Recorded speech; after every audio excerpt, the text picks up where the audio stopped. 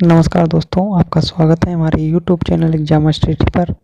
मैं सचिन राठौर आपके लिए लेकर आया हूं करंट अफेयर की क्लास, जिसमें मैं आपको मोस्ट इंपॉर्टेंट क्वेश्चन तथा उससे जुड़े हुए फैक्ट भी कराता चलता हूं। अगर आपको भी हमारा ये वीडियो अच्छा लगता है तो प्लीज़ वीडियो को लाइक शेयर अवश्य करें और ये चैनल पर नए हैं तो चैनल को सब्सक्राइब कर लें। तो चलिए शुरू करते हैं आज का क्लास।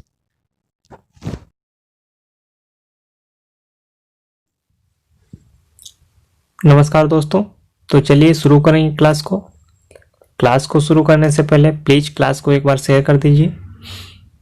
पेज नंबर 1 की बात करेंगे।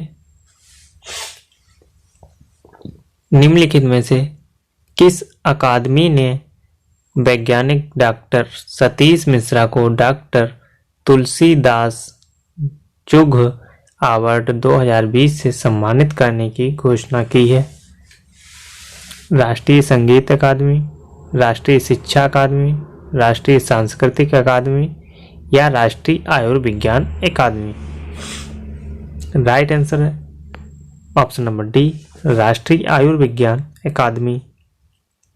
भारत की ओरेशन एंड अवार्ड्स कमेटी ने हाल ही में CSIR लखनऊ के वैज्ञानिक डॉक्टर सतीश मिश्रा को मलेरिया परजीवी के जीवन चक्र की जटिल प्रक्रिया को समझने के लिए किए गए उनके शोध के लिए डॉक्टर तुलसीदास चुघ अवार्ड 2020 से सम्मानित करने की घोषणा की गई है। नेक्स्ट प्रश्न पे चलते हैं। अगला प्रश्न है, इनमें से किस मंत्रालय के द्वारा शुरू की गई टेलीमेडिसिन सेवा ई संजीवनी के तहत 6 लाख टेली परामर्श सेवाएं देने का कार्य पूरा कर लिया गया है? ऑप्शन ए है महिला मंत्रालय, स्वास्थ्य मंत्रालय, स्वास्थ्य और परिवार कल्याण मंत्रालय, खेल मंत्रालय या सांस्कृतिक मंत्रालय? राइट आंसर है ऑप्शन नंबर बी, स्वास्थ्य और परिवार कल्याण मंत्रालय। स्वास्थ्य एवं परिवार कल्याण मंत्रालय के शुरू की गई इस टेलीमेडिसिन सेवा ई संजीवनी के तहत 6 लाख टेली परामर्श सेवाएं देने का कार्य पूरा कर लिया गया है। साथ ही मंत्रालय के मुताबिक आखिरी 1 लाख टेली परामर्श सेवाएं देने का काम केवल 15 दिन में पूरा कर लिया गया है। इस कार्य की उपलब्धि को डिजिटल इंडिया पहल को बढ़ावा देने की दिशा में एक बहुत ही अच्छा, बहुत बड़ा कदम माना गया है। चलिए बात करेंगे नेक्स्ट प्रश्न की।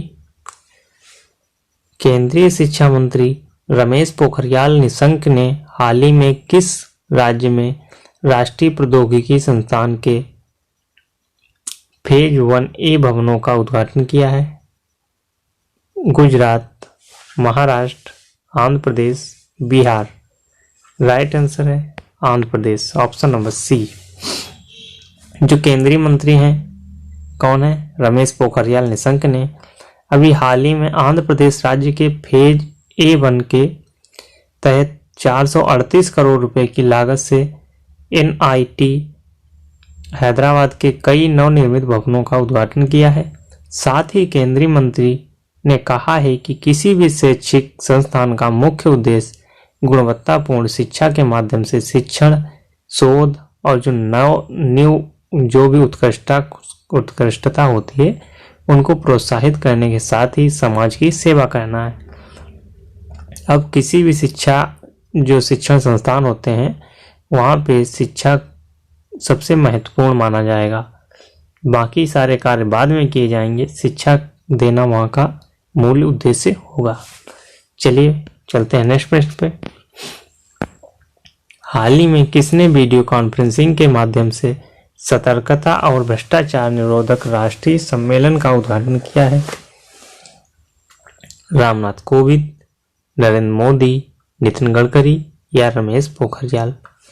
राइट आंसर है नरेंद्र मोदी। हाल ही में हमारे देश के प्रधानमंत्री नरेंद्र मोदी ने सतर्क भारत और समृद्ध जो भारत थीम पर वीडियो कॉन्फ्रेंसिंग के माध्यम से सतर्कता और भ्रष्टाचार निरोधक राष्ट्रीय सम्मेलन का उद्घाटन किया है। इसका मूल उद्देश्य लोगों को जागरूक करना है और नागरिकों की सहभागिता से सार्वजनिक जीवन में असीमता तथा सत्यनिष्ठा के भारत के संकल्प को पूरा करना है। चलते हैं अगले प्रश्न पे।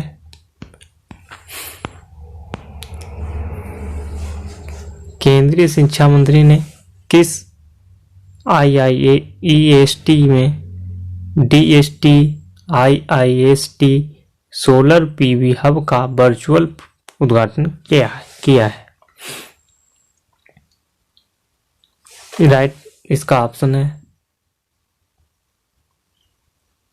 IIEST Pune, IIEST Kharagpur, IIST Shibpur या IIEST चेन्नई।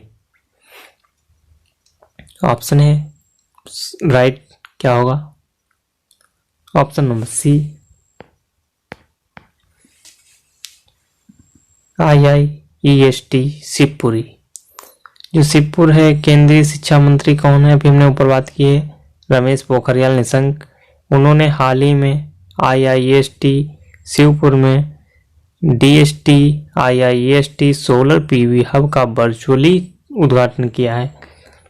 IIST शिवपुर में जो centre of excellence for green energy sense system के संरक्षण में भारत में जो अपनी तरह से पहले DST IIEST solar PV hub को विज्ञान और प्रौद्योगिकी विभाग भारत सरकार के एक उदार अनुसंधान और विकास अनुदान के जरिए स्थापित किया गया है।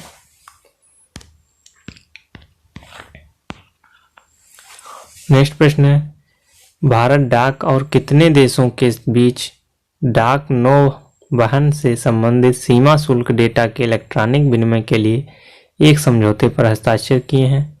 United state postal service, United kingdom postal service, Britain postal service या ऑस्ट्रेलिया पोस्टल सर्विस।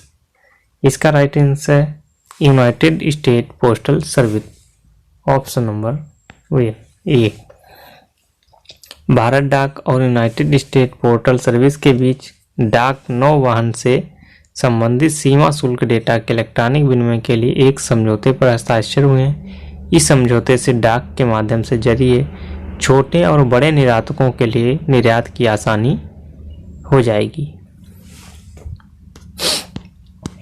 नेक्स्ट प्रश्न है, आदित्यपुरी की जगह शशिधर जगदीशन ने हाल ही में किस बैंक के मैनेजिंग डायरेक्टर पदभार संभाला है? Bank of Baroda, yes bank, HDFC bank या भारतीय स्टेट बैंक। राइट आंसर है HDFC बैंक। आदित्यपुरी की जगह शशिधर जगदीशन ने हाल ही में HDFC बैंक के मैनेजिंग डायरेक्टर का पदभार संभाला है। आदित्यपुरी के 25 वर्ष के कार्यकाल में बैंक ने नई ऊंचाइयों को छुआ है। 1995 में बैंक का मार्केट कैप 440 करोड़ रुपए का था, जो आज 2020 में बढ़कर 6.63 लाख करोड़ रुपए हो गया है। इस बैंक की स्थापना 1994 ईस्वी में हुई थी। नेक्स्ट प्रश्न है, 29 अक्टूबर को विश्व भर में कौन सा दिवस मनाया जाता है? विश्व स्ट्राइक दिवस, विश्व स्टॉक दिवस, विश्व सम्मेलन आंदोलन दिवस या विश्व समझौता दिवस? राइट आंसर है विश्व स्टॉक दिवस, ऑप्शन नंबर बी। 29 अक्टूबर को विश्व भर में विश्व स्टॉक दिवस मनाया जाता है। इसका उद्देश्य क्या होता है? स्टॉक के प्रति जागरूक करना है। दुनिया भर में करोनरी धमनी रोग के बाद मृत्यु का दूसरा सबसे आम कारण ब्रेन स्ट्रोक होता है। ठीक है, चलिए अगला प्रश्न देखते हैं। राष्ट्रपति रामनाथ कोविंद ने किस यूनिवर्सिटी के वाइस चांसलर प्रोफेसर योगेश त्यागी को पद के दुरुपयोग करने के आरोप की वजह से सस्पेंड कर दिया है? IGNOU, Delhi university, Punjab university, IIT Kharagpur.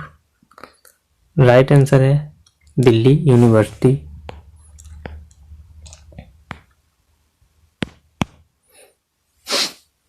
Ramnath Kovind ने हाल ही में दिल्ली यूनिवर्सिटी के वाइस चांसलर प्रोफेसर योगेश त्यागी को पद के दुरुपयोग और भ्रष्टाचार के आरोप की वजह से तत्काल प्रभाव से सस्पेंड कर दिया गया है। प्रोफेसर योगेश त्यागी ने 10 मार्च 2016 को डीयू के बीसी नियुक्त किए गए थे। उनका कार्यकाल अगले 15 मार्च को खत्म हो रहा था। प्रश्न नंबर 10 है, भारत और किस देश के बीच 2+2 मंत्री स्तरीय वार्ता के तीसरे दौर में BECA समझौते पर हस्ताक्षर हुए हैं? ऑस्ट्रेलिया, अफ्रीका, संयुक्त राज्य अमेरिका या जापान? राइट आंसर इसका है संयुक्त राज्य अमेरिका। भारत और अमेरिका के बीच 2+2 मंत्री परिषद वार्ता के तीसरे चौर में BICA समझौते भू स्थानिक सहयोग के लिए बुनियादी विनिमय और सहयोग समझौते पर हस्ताक्षर हुए हैं। यह समझौता भारत को बेहद सटीक भू स्थानिक डाटा तक पहुंच प्रदान करेगा, जो भारत की मिसाइल प्रणालियों के लिए सटीकता में सुधार करने में मदद करेगा। तो चलिए, वीडियो अगर आपको पसंद आया है तो प्लीज़ वीडियो को लाइक शेयर अवश्य करें।